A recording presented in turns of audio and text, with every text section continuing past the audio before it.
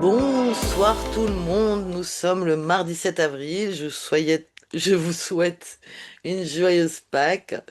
C'est le printemps, c'est la renaissance. Et avec cette renaissance, eh bien, j'ai décidé de changer le nom des short neuromythes. À partir d'aujourd'hui, on appellera ça les NeuroShort by Clémotion. Et donc, on continue nos épisodes. On sera beaucoup plus sur un prisme professionnel pour savoir de quelle manière les neurosciences sont applicables de façon concrète et pratique au management. Et donc, je vais vraiment traiter des thèmes en lien avec votre vie professionnelle. Donc, s'il vous plaît, abonnez-vous à la chaîne YouTube, mettez-moi des commentaires et des propositions de thèmes également. Et pour tous ceux qui arrivent en live, merci de couper vos micros. Nous sommes en live pour le 24e épisode. Et donc là, on va parler des conflits, comment arriver à expliquer sans s'énerver et comment faire.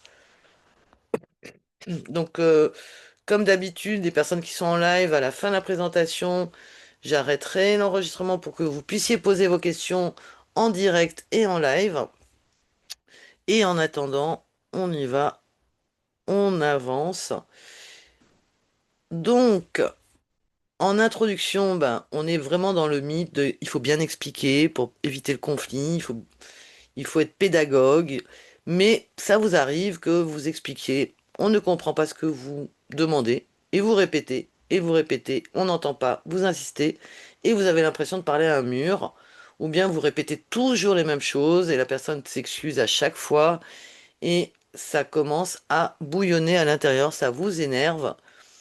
Ce n'est pas un problème de pédagogie, c'est vraiment un mécanisme neurologique et c'est ce qu'on va voir et comment utiliser les neurosciences de façon très pratique au quotidien, que ce soit pour votre vie professionnelle ou personnelle. Alors, qu'est-ce qui se passe dans le cerveau quand on explique? Quand vous expliquez avec patience, vous êtes vraiment dans l'empathie, vous expliquez avec les mots de l'autre. Vous êtes vraiment dans ce qu'on appelle le système 2, et là je vous invite à voir les précédentes vidéos pour comprendre ce qu'est le système 2 et le système 1, mais je vais vous donner quelques mots d'explication quand même. Le système 2 est le seul cerveau conscient, c'est le préfrontal. Donc vous êtes concentré, vous choisissez vos mots, vous adaptez à la personne, et là vous êtes vraiment lent, comme ce que je suis en train de faire, logique, structuré, et vous essayez de construire de la clarté avec clarté. Et si l'autre ne comprend pas, vous répétez, là, ça commence à vous énerver et la frustration monte. Vous sentez la moutarde qui monte au nez. Et là, c'est le système 1, système automatique, il prend le relais, il est rapide, automatique, réactionnel. Vous êtes en réaction. Et là, vous accélérez, vous répétez sans arrêt. Vous pouvez monter le ton, vous pouvez vous énerver, ne plus rien dire. Vous êtes, bref, en mode réaction. Vous n'êtes plus en mode communication. Vous êtes complètement en train de réagir à une situation qui vous énerve. Et donc, qu'est-ce qui se passe? Pourquoi vous passez de l'explication à la réaction? Ben, tout commence avec une intention très claire, d'expliquer calmement. Je vous ai dit, votre système 2, il est actif. Mais tout d'un coup, vous avez un signal d'alarme, une alerte, une vigilance que vous ressentez avec votre système 1 parce que l'autre ne comprend pas. Et là, la tension monte, la frustration, l'accélération. Et votre système 1, il insiste, et vous êtes vraiment en mode réaction. Et là, personne ne gagne, ni vous, ni l'autre. Parce que vous n'êtes plus entendu, et l'autre aussi va se mettre à réagir à sa manière. Et qu'est-ce qui peut se passer?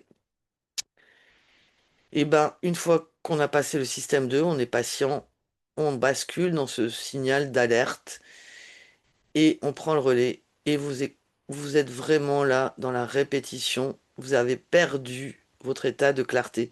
Et c'est ça ce qui se passe quand vous êtes en réaction. Vous perdez de la clarté.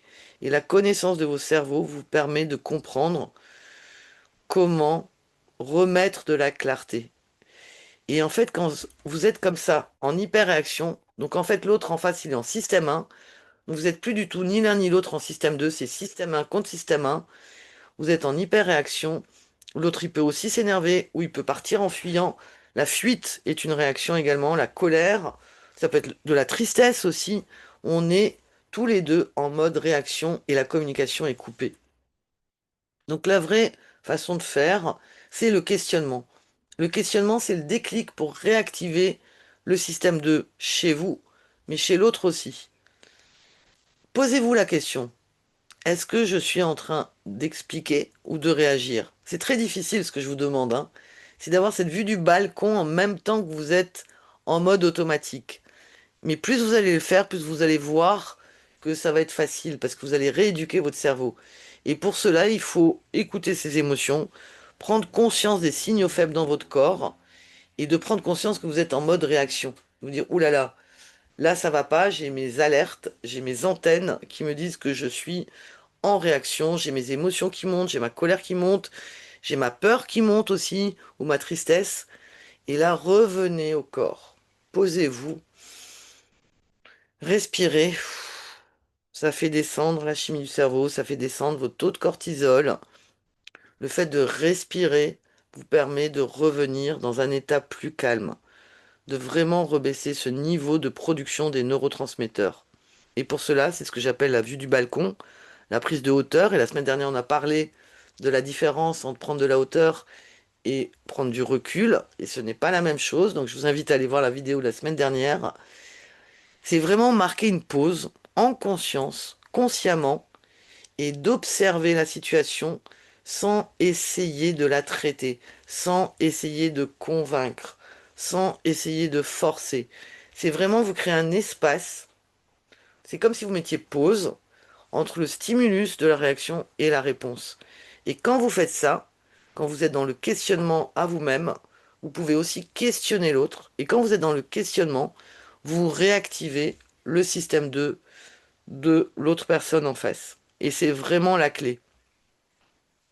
Donc ne cherchez pas à plus vous expliquer, cherchez à vraiment remettre de la clarté. Et ça, c'est volontairement que vous pouvez le faire en reprenant les rênes de votre système préfrontal, de votre système conscient.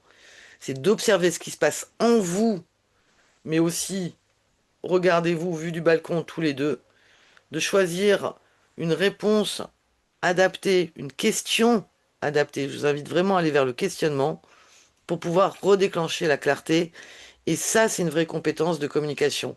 Ce n'est pas chercher à mieux expliquer, c'est chercher à être clair, même quand on est sous pression. De revenir à ce qu'on dit du bon sens, mais sachez que votre bon sens n'est pas le bon sens pour l'autre.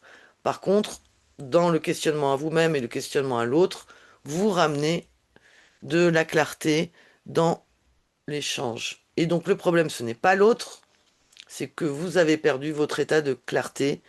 Et ça, c'est ma conclusion pour ce short, ce neuroshort by l'émotion.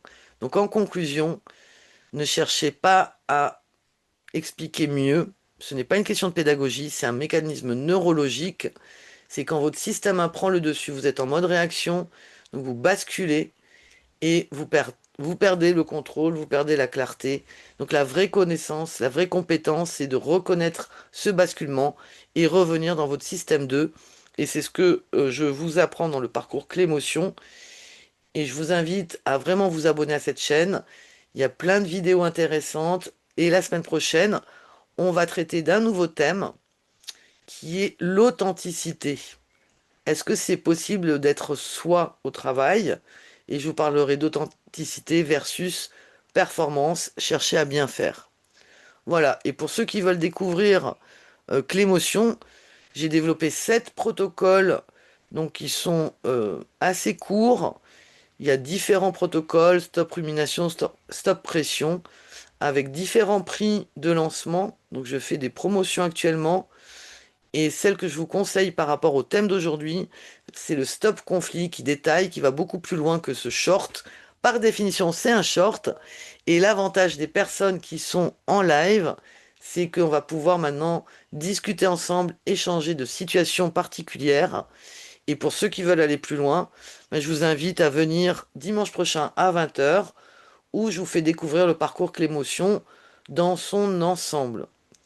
Je vous mettrai tous ces liens sous la vidéo et je vous dis merci et à la semaine prochaine. Et je vais maintenant arrêter le partage et passer aux questions en live pour ceux qui ont des questions.